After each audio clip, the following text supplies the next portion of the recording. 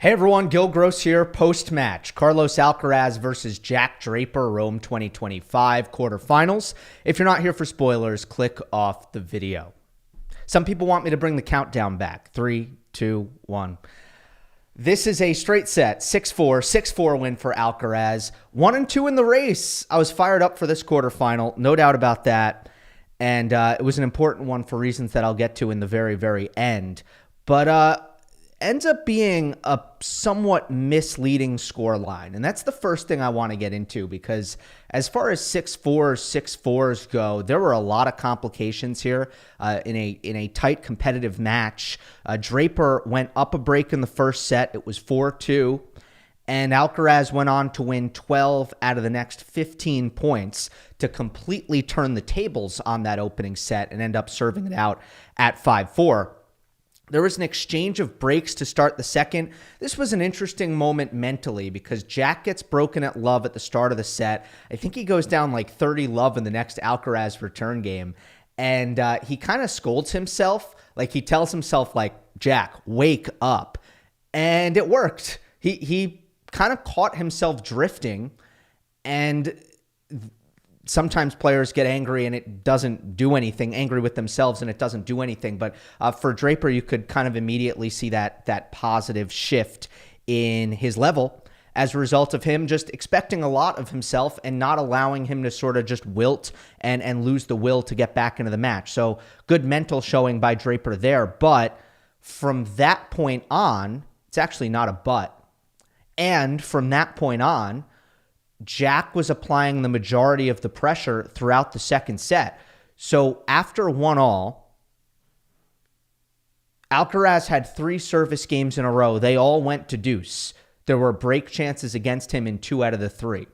Draper had 3 service games in a row that were either holds at love or holds at 15. So you felt for that portion of the match, Draper was holding easily. Alcaraz was kind of scraping and clawing his way to these service holds. It felt like Jack was likely, for most of that passage of play, to at the very least take a lead in the second set and assume control of the set to force a decider. But then at 4-all, Alcaraz suddenly breaks at love, which you did kind of see coming given just how many opportunities Draper had squandered up to that point. You thought, okay, this will probably cost him at a certain point, and it does. Alcaraz serves it out 5-4, and that's the anatomy of a 6-4, 6-4. I just wanted to point that out. I mean, clutchness was a big deal here. Alcaraz ends up converting on all 4 of his break chances, and he saves 4 out of the 6 break points that he faced on his serve. And with the margins that tight and Draper failing to kind of come through so many extended Alcaraz service games, there was one thing that really stood out as to why. And that is the deuce side serve +1 dynamic for Alcaraz. Draper had massive issues on his deuce side returning. Where was Alcaraz serving? Let's start there. Well, the entire match, I looked at the Hawkeye data. Alcaraz served down the tee on the deuce side once. So it was all body and wide.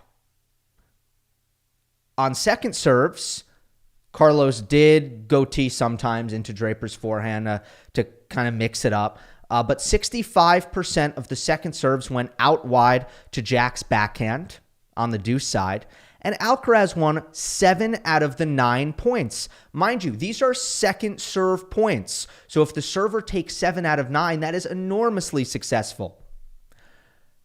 Draper was standing deep in the court.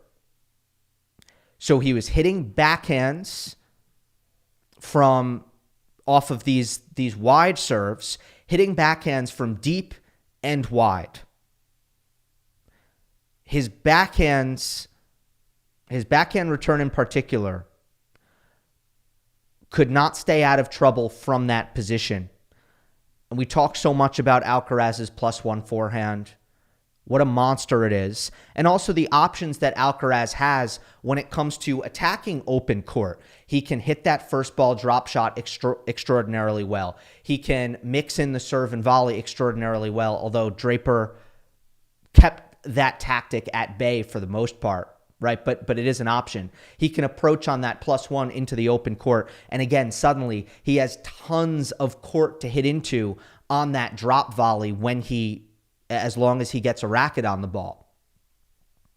So it's too much time for Alcaraz on his +1 ball with open court against a Draper backhand that just doesn't have the horsepower to stay out of trouble from that position. Alcaraz for the match, he hit 8 +1 winners.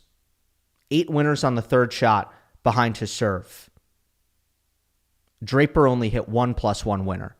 The difference was, if Alcaraz was standing deep on the ad side, theoretically you'd have the same dynamic. He can be, and he was standing deep. So he's hitting the same backhand that Jack is hitting, but Alcaraz has more of that high RPM clay court backhand firepower where he can protect himself from those deep positions. And also, he is the better mover. I mean, Jack's movement is great. It's not quite Alcaraz. So he does recover that position, does a better job of recovering that position than Draper can. But I felt like Jack needed to move up and take those backhand returns earlier, at least on the second return. At least. And he never did it. But again, credit to Alcaraz. I mean, I think against most players, Jack can hit that high middle backhand return and start the point at neutral. But against Alcaraz, if you give him that time, it doesn't really matter. Okay, good job, you got some depth. Good job, you got some height. If Carlos has all day and open court, he's going to make something happen on that +1 forehand because it's just too good. All right? I also think some of those issues for Draper and the backhand did play out in rally. We talked about it in the Madrid final against Ruud, where you had the strong forehands against the weaker backhands. And it was like, all right, well, which cross court, who's going to be able to take advantage of that in a particular cross court for whatever reason on these lefty-righty matchups? Well, Jack was the one who struggled to keep his backhand safe. And again, I think it's the flatness of it.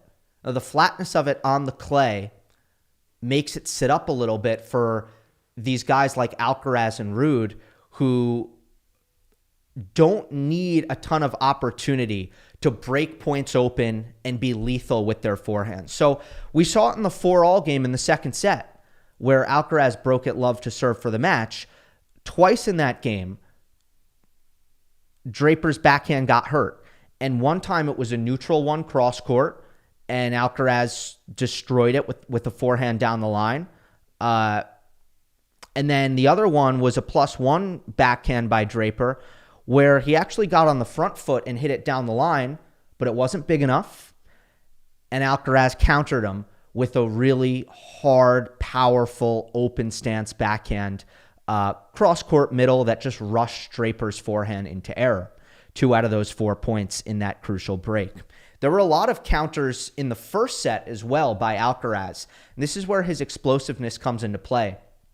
I mentioned there was that run of points, 12 out of 15, after Draper went up 4-2 in the first set. The one thing that stood out to me in this patch of play was just how many times Draper got himself in attacking positions and Alcaraz actually turned it around with his movement and his shot making. And one part of that on the Draper side of things is he got a little tactical on his forehand. He had there were some points where he moved up onto the baseline and was dictating, was playing close to the lines, but just wasn't hitting big enough. And that's where Alcaraz and the explosiveness of his game, it becomes if you don't hurt him, he'll hurt you in short order, particularly when you're trying to actually steal time and play up in the court, which Draper does like to do. Like, he's not as heavy as his forehand is, and it can be enormous. He still is a guy who likes to start to kind of suffocate you and play up on the baseline. But if he does that against Alcaraz on clay and he doesn't hit the ball great and big, that's where Alcaraz can anticipate. And if he gets to the ball on balance with Draper inside the court, Alcaraz is going to counterattack. He did it really well in that stretch of points a few times. I thought Draper fixed it in the second set, though. In the second set, Jack was more forceful with his forehand, and it made a big difference. He wasn't getting countered anymore. The thing in the second set was the serve return dynamics, where, again, Draper played a good second set, was applying the majority of the pressure, just couldn't get that return, couldn't get into the points because of that awful issue on the Deuce side return that he just had no solution for, right? The other thing I'll mention in the clutchness department, Alcaraz didn't serve that well in this match until he absolutely needed to. There was, and I've seen this before with Alcaraz, we've talked about it before. Sometimes it feels like he's not valuing his serve, point in and point out. But then on the big points, it's like, let's lock in here and focus on the serve, and it's better. That's just a theory, right? Kind of getting inside Alcaraz's head. I do think that happens with Carlos. But as far as what actually occurred here, 5-4 in the first set, Carlos was down 15-40. He hit 3 first serves. 2 of them set up forehand attacks. The other one was a service winner. 1-2 in the second set. He's down a break point. He finds a service winner there. Really good location on that serve. Down the tee on the ad side. 3-4 second set. He faces 2 break points. He hits an ace on the first. He sets himself up with a forehand approach shot on the +1 on the next one and an easy volley put away to finish the point. So all these big points, all these break points against, I mentioned Alcaraz saved 4 out of the 6. You not only have first serves in play, you have either cheap points or forehands to attack on that first ball. Great serving from Alcaraz in the clutch. All right, so what did this win mean for Carlos other than advancing to the Rome semis? For the first time, by the way. Well, this head-to-head, and it's an important one. You know, we talk about mental dynamics in these crucial rivalries. It was 3-2 for Alcaraz, but 2 of them were Draper retirements. So had Draper won, it would have been 3-1 Draper in completed matches. And I felt as if that Jack would have felt really awesome about that, and Alcaraz would have felt a little bit insecure about that particular number and the way the head-to-head played out. So I thought it was an important one for Alcaraz in this rivalry just to maintain or avoid that sort of mental deficit. And other than that, I want to say Draper has to feel really satisfied with this clay season going into Roland Garros. This was a good effort from him to beat who he was supposed to beat coming off of the Madrid final in slower, more traditional clay court conditions, and then playing a competitive match with Alcaraz here that I don't think he'll be hanging his head over too much, other than the fact that he really, you know, in the second set had opportunity after opportunity and couldn't figure out the return on the Deuce side. Other than that, I think he'll be really satisfied with the entire body of work on a surface that he hadn't had success on throughout his career up until this point. And for Alcaraz, after missing Madrid with the injury, really big for him to find himself in the final weekend of Rome. Hope you enjoyed. Don't forget to subscribe. I'll see you next time.